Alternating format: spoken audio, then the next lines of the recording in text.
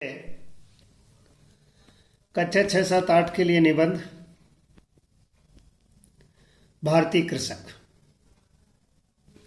प्रस्तावना। कृषक को किसान भी कहा जाता है। कृषक अर्थात किसान अन्नदाता कहा जाता है। वह धरती पुत्र होता है। अपने अथक परिश्रम और सादे जीवन से वह जीवन पर्यंत धरती माता की सेवा करता है। कृषक का व्यक्तित्व। भारतीय कृषक बहुत सीधा साधा जीवन यापन करता है। वह जमीन से जुड़ा हुआ परिश्रमी प्रेमी होता है। ठंडी गर्मी वर्षा की मार झेलते हुए वह निरंतर अपने कर्तव्य पथ पर अग्रसर रहता है।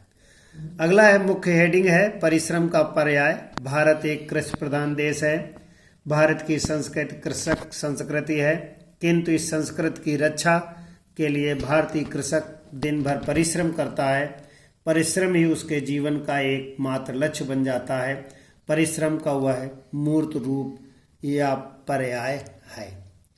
अगली हेडिंग है कृषक की दीनता के कारण। भारत के अधिकांश कृषक अत्यंत निर्धनता में जीवन व्यतीत करते हैं।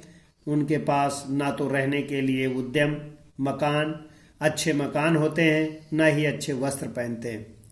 कृषक की दयनीय स्थिति का प्रथम कारण इसके साथ ही अतिवर्षा, सूखा, ओलावृष्टि इत्यादि प्राकृतिक कारण भी उसकी स्थिति को दयनीय बना देते हैं। कृषक की स्थिति सुधार के उपाय। कृषकों की दशा में सुधार लाने के लिए सरकार ने कृषि विद्यालय, कृषि बैंक, कृषि ऋण, उन्नत बीज, खाद, कीटनाशक, कृषि यंत्र इत्यादि को सस्ते दामों पर उचित व्यवस्था की है। आशा है इन उपायों से कृषक की स्थिति मजबूत हो जाएगी। अगला है उपसंहार।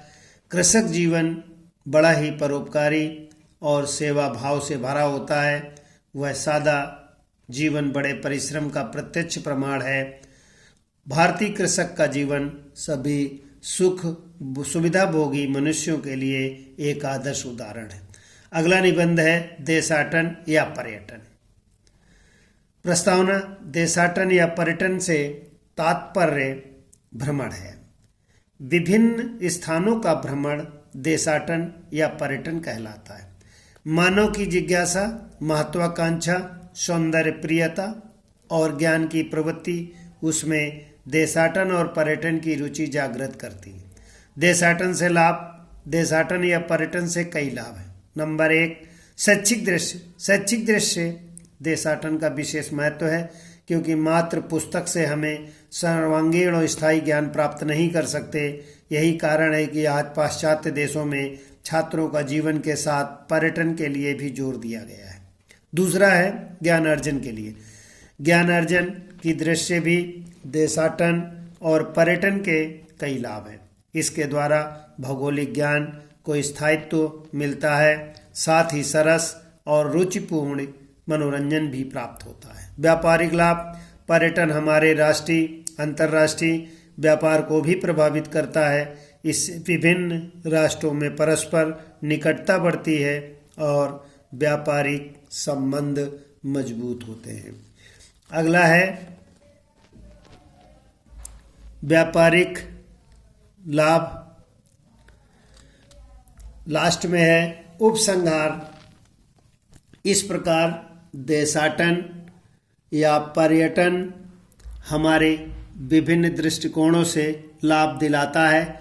अतः हमें अपनी व्यस्त दिनचर्या से कुछ समय पर्यटन के लिए अवश्य निकालना चाहिए।